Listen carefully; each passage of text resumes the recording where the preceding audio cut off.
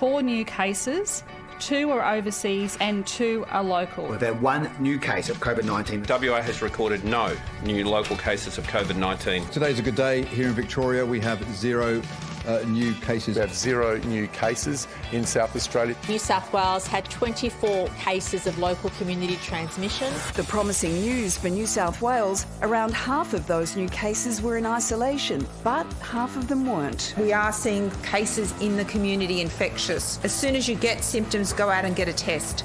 In Queensland, the government's doubling down on its AstraZeneca advice. Anyone under 40 should not get that vaccine. I just put out the facts. My advice is that if you're under 40, you wait and get the Pfizer or the Moderna vaccine. No, please, can I just stop all this? This is getting absolutely silly. Cue political pylon. I thought they were very unhelpful comments, scaremongering. I want to say that nearly every medical leader distanced themselves from Dr Young's comments yesterday. She's unfortunately out on a very lonely limb. Premier Palaszczuk should probably listen to Dan Andrews. Don't take medical advice from pollies. Take your advice from your GP. Well, I'm not going to answer people being rude. So anyone else have a question? You are being very rude. They're certainly deeply unhelpful, and I think the politicisation of the vaccine rollout, particularly by some state politicians in Queensland, is shameful. Almost as shameful as the vaccine stroll out itself. We've had challenges in terms of supply, which has put countries like New Zealand and Australia at the back of the queue. Wait, what was that? In Australia at the back of the queue. New data finally released by the government shows just 7.92% of Australians over 16 are fully vaccinated. Of the total population, that's only about 6%. This government had 2 jobs this year: to provide purpose-built national quarantine facilities and to roll out the vaccine. It has failed at both. And with the focus on the stalled rollout and a hotel quarantine system at breaking point, it looks like game on for tomorrow's National Cabinet Showdown. David Spears joins us now. Spearsy, the Queensland Government is really digging in over this AstraZeneca advice. Is the attack on the Feds going to work, or do you think it might backfire? Look, it'll probably work to a degree, and you've seen other states do this, right? When they go into lockdown, they want to lay the blame at the feet of the Morrison government, not themselves. And look, fair enough. The vaccine rollout has been too slow. That's the Morrison government's fault. The quarantine centres, the purpose-built ones, should have happened a long time ago.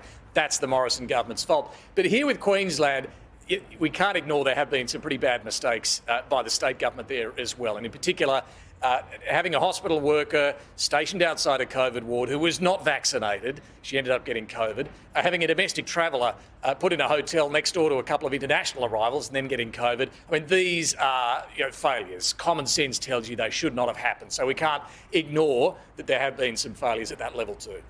Well, David, we've got 3 states, 3 Labor states, WA, Victoria and Queensland, lining up over these numbers of people coming in from outside Australia and limiting the quarantine. Scott Morrison's not going to wear that, is he?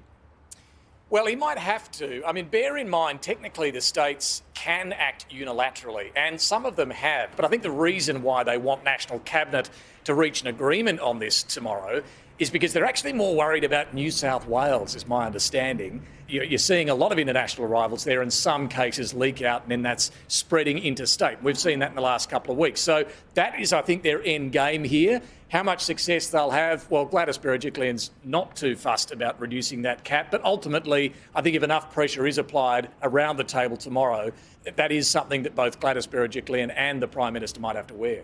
David, the PM is still in the lodge in quarantine, but he's gone dark since Monday. He's done no media conferences, no cheery breakfast TV interviews. Is being absent from all of this chaos hurting or helping him right now? I don't think it's helped him at all. I mean, Monday night after that National Cabinet meeting, he really dropped it like a bomb.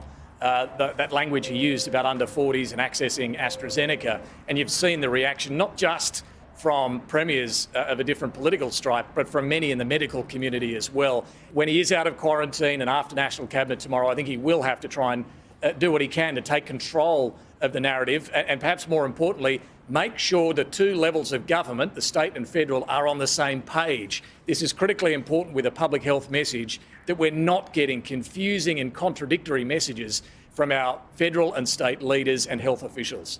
Spearsy, before we let you go, we know you got front row seats for the Kylie concert, obviously going on behind you. There's a bungled rollout pretty much ensure there is no election happening this year. Look, I'm always loath to make firm predictions. I don't think anyone should unless you're PVO on these things. Why would that be an issue, David? It never rebounds badly. Just make a prediction.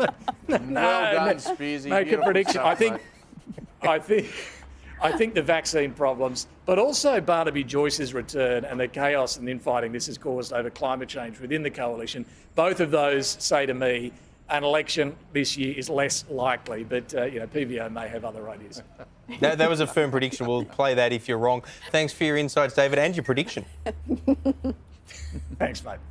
From expert opinions to in-depth analysis and reporting, the Project YouTube brings you the biggest stories from Australia and around the globe.